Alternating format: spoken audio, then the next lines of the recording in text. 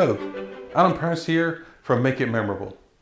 Today I'm launching a series of vlogs called Business Savvy. These are short videos that will be focused on topics around leadership, strategic planning and business development. Today I want to have a chat about remote leadership. Many of you have been thrown into this new business model of remote leadership due to the COVID-19 pandemic and social distancing. You may be working from home for the first time, and so are your teams. So now is a good time to ask yourself if your leadership styles and processes that worked in the office are going to work now. Let me try to help you answer that. The answer is probably no. So to help you think through how you need to change, let's break this into 3 segments as shown in this Venn diagram: people, processes, and tools. Let's take a look at the people side of things first. Some of your team will feel totally isolated and not like this new working environment, while others will thrive. Remember that you probably didn't hire your team with the idea of them working remotely. Plus, one of the biggest issues when teams are working remotely is how to keep them engaged. So now is the time to individualize your management style. Think about how and when you interact with your team based on how they're coping with the change. The good news here is by individualizing your approach to each of your team members, it will help them to feel cared for. As I'm sure most of you know, team members that feel their managers care for them is a key factor in their level of engagement. So individualizing your management style is a real win-win. Now, while individualizing your management style, you do need to be absolutely crystal clear about your expectations.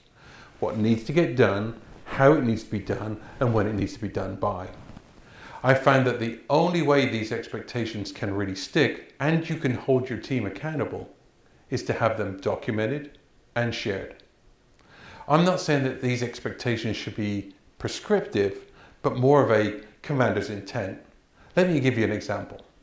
This is from my days when I was leading a business development team, and my expectations around forecasting in our customer relationship management tool. The expectation was we have one forecasting tool, Salesforce.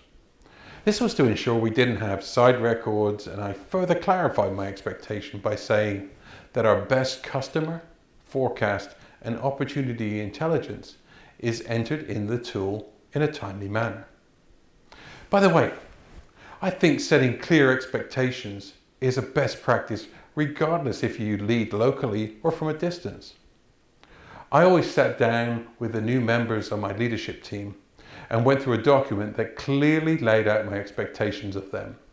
They never had to guess about my leadership style, what was important to me, or what I was expecting of them and what I was going to hold them accountable for. However, documenting expectations becomes even more critical when your team is working remotely, as it's easy for them to lose context about your expectations. Let's take a look at processes. When you're co-located, you'd be amazed how much information is shared informally through management by walking around, swing bys, or passing in the hallways. Now you're all working from a distance, those informal information sharing opportunities have disappeared. This means as a leader, you have to be more deliberate about creating a digital cadence. Staff meetings, check-ins, giving feedback, sharing company developments, especially in these dynamic times, and help your team solve their problems. Look for multiple channels to provide this information, not just simple tools like email and text. These can be clunky and can be easily misinterpreted. Virtual meetings should always be done over video whenever possible.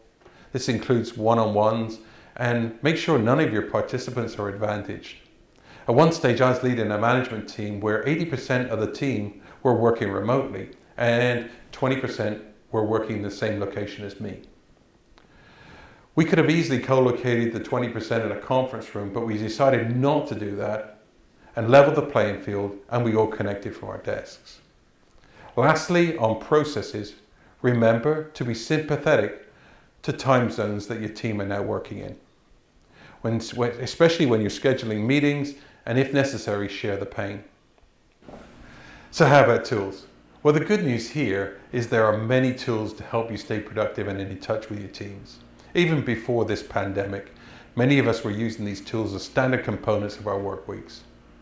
Whether that's one of the many remote desktop tools, cloud-based tools, or video chats like Zoom, Skype, Google, Hangouts, FaceTime, Messenger, and WhatsApp. The difference today is that these have now become your primary interface. So it's really important to pick a standard set of tools for your team. This may be dictated by your company, but then you must get really familiar with how they work. Set an expectation on your team to do the same and encourage them along the way.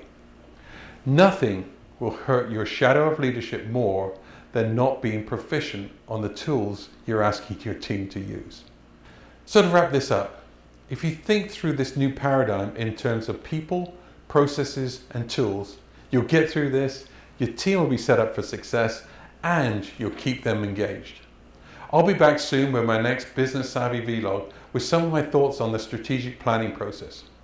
I'm interested in your experience on this topic of remote leadership, so feel free to hit like, share, and leave me any comments below. Keep safe, everyone.